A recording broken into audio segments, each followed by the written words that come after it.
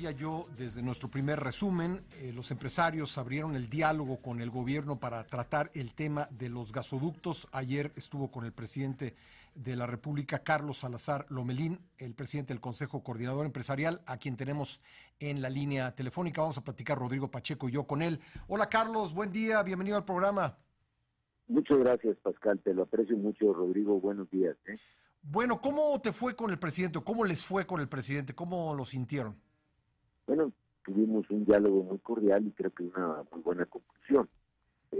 Nosotros lo que insistimos es de que, aunque los contratos siempre establecen ese tipo de párrafos en donde hay el derecho de ir a buscar un arbitraje, y en el caso de estos contratos, un arbitraje internacional, pues hay que hablar primero.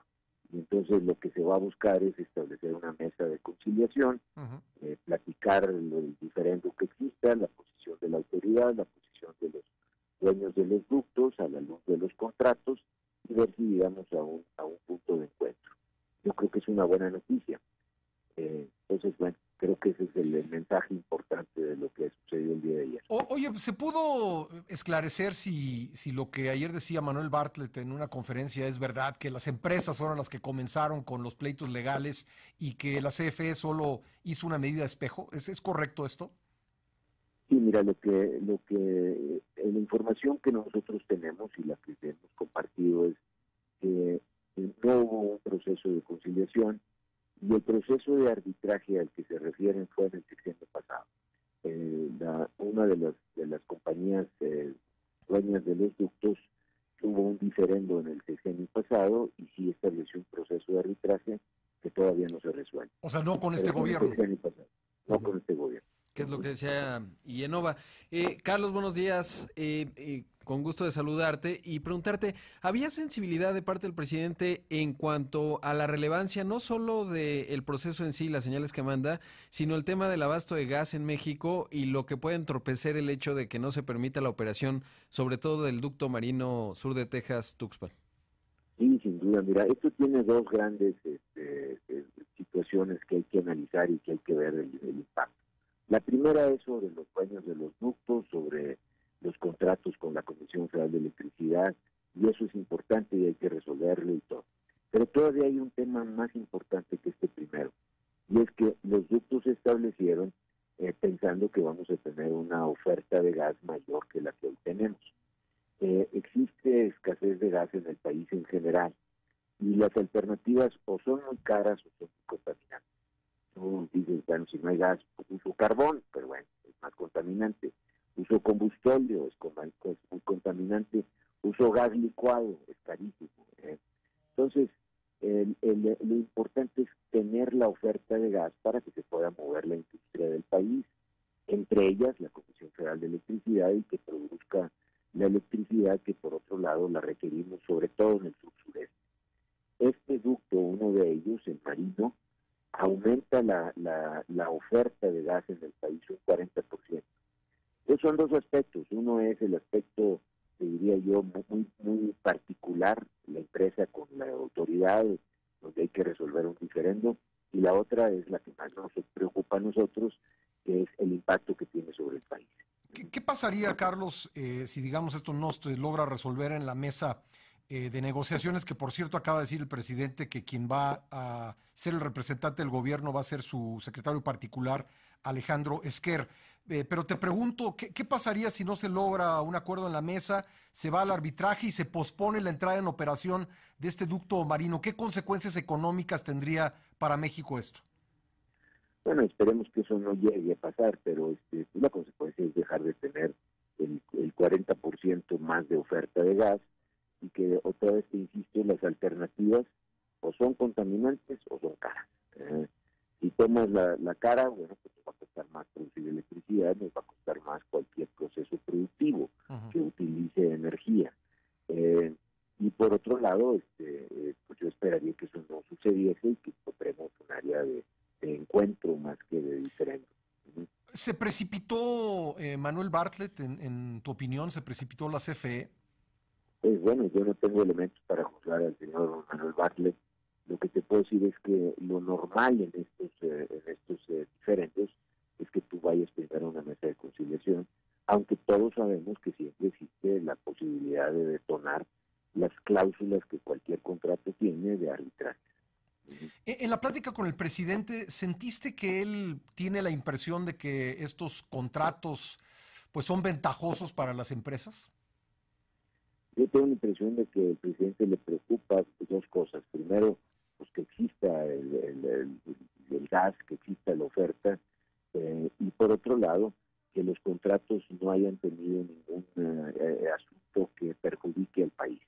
Entonces, bueno, yo creo que hay que analizar que las dos cosas estén correctas y todo el mundo quedemos tranquilos de que los contratos van a establecer oferta y al mismo tiempo en condiciones adecuadas.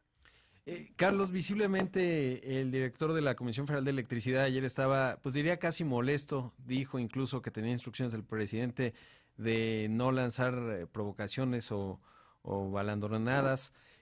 Pero preguntarte, ¿cómo sentiste al presidente? Sobre todo porque hubo un posicionamiento muy enfático de parte del Consejo Coordinador Empresarial vinculado a este tema, cosa que no habíamos visto tan constante.